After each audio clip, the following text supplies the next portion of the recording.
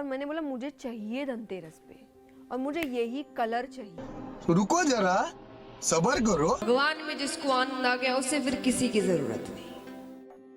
नमस्कार दोस्तों, आजकल जया किशोरी अपनी खुद की ही बातों के कारण ज्यादा ट्रोल हो रही है और सुर्खियों में छाई हुई है, जिसमें एक तरफ तो बोल रही है कि मोह माया से दूर रहो और दूसरी तरफ ये कह रही है कि मुझे फोन्स का बहुत शौक है, मुझे आईफोन का लेटेस्ट मॉडल चाहिए तो चाहिए। कंफर्टेबल मैं एप्पल के साथ ही रही हूँ, पर मुझे हर नए मतलब जो नया निकलेगा मुझे चाहिए। अभी 15 वाला चल रहा हो। ये तो वही बात हो गई, हाथी के दांत दिखाने की कुछ और खाने के कुछ और। जया किशोरी का कहना है कि उन्होंने मोह माया के बारे में कुछ बोला ही नहीं, लेकिन इनको यह नहीं पता कि आजकल टेक्नोलॉजी का जमाना है, सब कुछ ऑन रिकॉर्ड है। आइए इनके कुछ वीडियो देखते हैं। बाहर आनंद खोजने की कोशिश करते हैं, यहाँ चले जाएंगे तो आनंद आ जाएगा, वहां चले जाएंगे तो आनंद आ जाएगा, ये देख लेंगे तो आनंद आ जाएगा, ऐसा कर लेंगे तो आनंद आ जाएगा। पर वो आनंद केवल कुछ समय के होते हैं। हर कुछ समय में हमें खुशी का एक कारण चाहिए, बड़ी जल्दी बोर हो जाते हैं। और ऐसा क्यों है कि जंगलों में, पहाड़ों में तप करने वाले ऋषिगण बिना सांसारिक चीजों के भी खुश हैं। तो रुको जरा, सबर करो। भगवान में जिसको आनंद आ गया उसे फिर किसी की जरूरत नहीं। महाराज, जब तक आपके पास धन है दान कर लीजिए, जब बच्चों के पास चला जाएगा तब हाथ पकड़ लेंगे, कर लिया बहुत अपने समय में, अब बैठ जाओ। और मैंने बोला मुझे चाहिए धनतेरस पे, और मुझे यही कलर चाहिए। तो दोस्तों, इनमें जो बोला गया ये क्या है? दूसरों को पाठ पढ़ाती है कि असली आनंद परम आनंद यानी ईश्वर में लीन होने में ही है, तो ज्यादा से ज्यादा दान करो।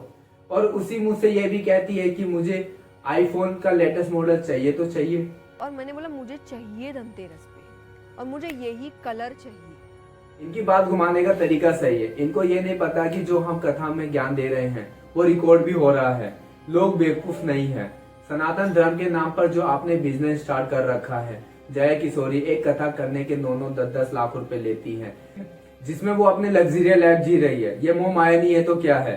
फिलहाल तो ये अपने महंगे बैग के कारण सुर्खियों में छाई हुई है। इसमें यह बताया जा रहा है कि ये बैग लेदर का बनाया हुआ है, जिसकी कीमत 2 लाख से ऊपर की है। जया किशोरी डियोर कंपनी का बैग के साथ साथ रोलेक्स के वॉच, मर्सिडीज बेंज G63 गाड़ी आदि के साथ लग्जरी लाइफ जी रही है। लेकिन हमें इसकी लग्जरी लाइफ स्टाइल से कोई दिक्कत नहीं है, हमें दिक्कत है धर्म के नाम पर दोगलेपन से, क्योंकि इसमें करोड़ों हिंदुओं की आस्था का सवाल है।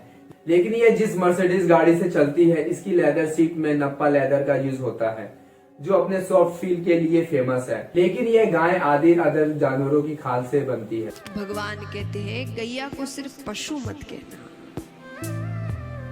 वो सिर्फ पशु नहीं है।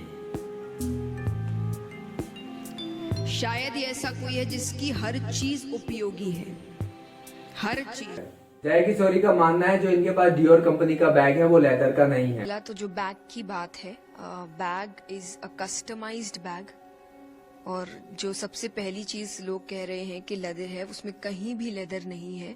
वो एक कस्टमाइज बैग है, और कस्टमाइज का मतलब कि आप अपनी मर्जी से बनवाते हैं, इसलिए मेरा नाम तक लिखा हुआ है उसमें कि मैंने अपना नाम, कि वो एक कस्टमाइज बैग है, उसमें कहीं से भी कोई लेदर नहीं है।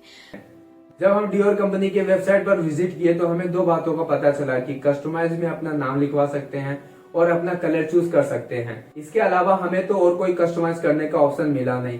क्या पता जया किशोरी को कंपनी ने अलग से फीचर दिए हो। अगर ये बैग लेदर का है तो ये सनातन धर्म के खिलाफ है और इसका अपमान है, क्योंकि चमड़ा गाय और अदर जानवरों की स्किन से बनता है और हिंदुओं में गाय की पूजा की जाती है। और भाई साहब, ये मैडम जो सनातन धर्म का प्रचार प्रसार करती है, ये खुद ही लेदर का बैग लिए घूम रही है। ये गलत नहीं है तो क्या है? हम ये नहीं कहते कि ये अपनी लाइफ ना जिए, लेकिन अगर ये दूसरों को हिंदुत्व का पाठ पढ़ा रही है तो ये पहले खुद पर तो अप्लाई करे। तो दोस्तों, ये लोगों की आस्था के प्रति खिलवाड़ है। पहले तो धर्म के नाम पर नेम फेम कर लो और बाद में कहती है कि मैं साधु संत नहीं हूँ, मैं आप लोगों की तरह ही एक साधारण लड़की हूँ। कि पहला, मैं कोई संत साधु साध्वी नहीं हूँ, मैं एक नॉर्मल लड़की हूँ, नॉर्मल घर में रहती हूँ, परिवार के साथ रहती हूँ, आगे गृहस्थ जीवन पूर्ण रूप से जीना भी चाहती हूँ। ये तो साफ साफ लोगों को मूर्ख बनाने वाली बात हो गई। अगर जया किशोरी को यही बोलना था तो अपनी लाइफ के शुरुआती दिनों में बोल देती। ये शुरुआती दौर में बोल देती तो इसका धर्म का धंधा कैसे चलता, कैसे लोग जानते पहचानते। कौन इनसे कथा सुनता। बस मैं यही कहना चाहता हूँ कि ऐसी ढोंगी कथावाचकों से दूर रहना चाहिए। यही सब लोग धर्म का मजाक बनाते हैं और धर्म का ज्ञान होता नहीं है तो ये कुछ भी बोल देते हैं। मोर कभी भी शारीरिक संभोग नहीं करते। उन्हें संतानें कैसे होती है? मोर रोते हैं, आंसू गिरते हैं, मोरनी उस आंसू को पीती है और उससे उन्हें संतान होती है। इसीलिए भगवान मोर पाखंड। मैं अपनी बातों को यहीं समाप्त करता हूँ। तब तक के लिए नमस्कार, जय हिंद।